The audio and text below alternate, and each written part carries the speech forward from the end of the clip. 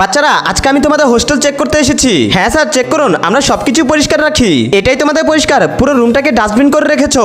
আচ্ছা, তোমরা এই বাজি দিয়ে কি করো? হোস্টেলে বাজি আনার নিষেধ জানো না? স্যার আসলে এটা রেখেছি, যদি কারোর সাথে আমাদের লড়াই হয় তাহলে তার বেডরুমে গিয়ে আমরা বাজি মেরে আসি।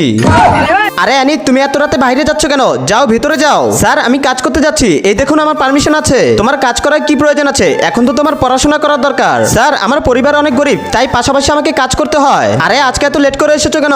নাও তাড়াতাড়ি টেবিলগুলো পরিষ্কার করো। আবার যদি লেট করো তাহলে তোমার স্যালারি আমি কেটে দিব। বস, আমাকে পড়াশোনার পাশাপাশি কাজ করতে হয়, প্লিজ আমার স্যালারি কাটবেন না। নাটক কম করো, চুপচাপ কাজ করো। ঠিক আছে বস, আর কখনো লেট হবে না। এই মেয়ে, তুমি এটা কি করলে? আমার প্লেট ভেঙে ফেলেছো, আজকে তো তোমাকে ছাড়বো না। বন্ধুরা তখনই তাসরিফ স্যার সেখানে চলে আসে। নিচের সাদা কালার সাবস্ক্রাইব বাটনটা টিপ দিয়ে যারা সাবস্ক্রাইব করে দিবে তাদের মা বাবা যেন অনেকদিন বেঁচে থাকে, আর যারা ভিডিওটিতে লাইক দিবেন তাদের মনে আশা যেন পূর্ণ হয়ে যায়। আরে আমি মন থেকে দোয়া করে দিলাম। আমি থাকতে তুমি আমার স্টুডেন্টের গায়ে হাত তুলতে পারবে না। অ্যানি, এখন থেকে তোমাকে আর এই কাজ করতে হবে না, তোমার পুলিশের চাকরি হয়ে গেছে।